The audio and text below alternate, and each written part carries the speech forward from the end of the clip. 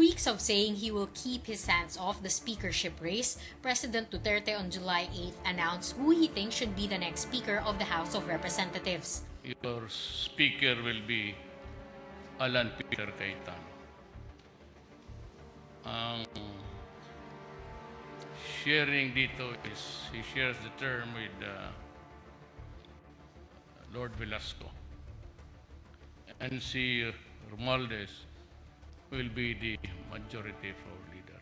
Lawmakers had been waiting for the president to choose the next speaker to settle a race that had as many as 6 contenders at one point. But cracks in the supermajority coalition surfaced right after President Duterte's announcement. No less than his own son, Davao City Congressman Paulo Duterte, warned of a looming coup in the House 2 days after Cayetano's endorsement. Officials of the party list coalition, the second largest voting bloc in the House, also hinted things could still change when lawmakers elect the new speaker at the start of the 18th Congress on July 22nd. For the president's choice kami. So that's Cayetano? Yes, for now. Meron sa amin na nagsabi kanina that, the Duterte coalition is still alive. Sabi nung dalawa, no? Because they were close also to the children of the president. Bayan Muna Party List Representative Carlos Zarate isn't surprised that the president's allies are fighting among themselves over the speakership. He says it was only a matter of time before various coalitions followed their own interests after uniting to oust Davao del Norte Congressman Pantaleon Alvarez as speaker in 2018. Mga nagsama-sama noon to oust sa Alvarez, ito na rin yung nagbabanggaan ngayon, ito na yung naglabo-labo. It's anybody's game, no? At this point, walang makapagsabi na they're ahead of the pack.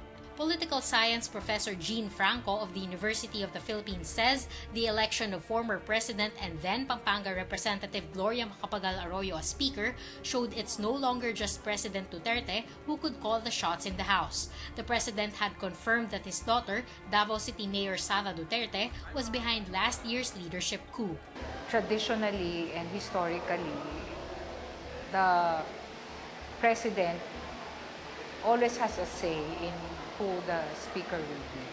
There are informal practices, but this is just way beyond what has happened in the past.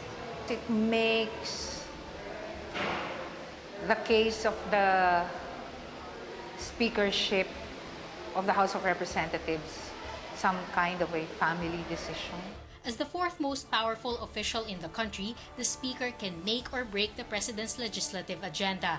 And with President Duterte halfway through his term, he needs a Speaker who can assure the swift passage of his priority bills. As much as possible, the ideal is dapat alay mo yung Senado, lalong-lalo na rin yung House of Representatives and the Speaker, na kung saan dapat yung namumuno sa mababang kapulungan ay align yung kanyang legislative agenda sa ating presidente. Zarate says the Speaker also wields a lot of power when it comes to allocating funds to lawmakers under the national budget. Siya yung direktang taga-pamudmud din ng blessings doon sa members of the House from Malacanang. No? Ang concern ng Speaker, yung mga localized concern, no?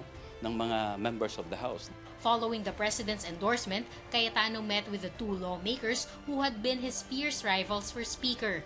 Marinduque Representative Lord Alan J. Velasco and Leyte Congressman Martin Romualdez put their hands on top of Cayetano's in a sign of unity while smiling for the cameras. Romualdez had agreed to be majority leader, while Velasco will take over as Speaker from Cayetano after 15 months, at least according to the President's plan. Walang iwanan, kaya tingin namin mabubuo namin tong best 18 Congress na 1521. In a speakership race that has seen several twists and turns, it's still too early to say the fight is over after the President's endorsement. Until the votes are counted in Cayetano's favor, surprises could happen, as some politicians warn. Cian Arcangel, CNN Philippines.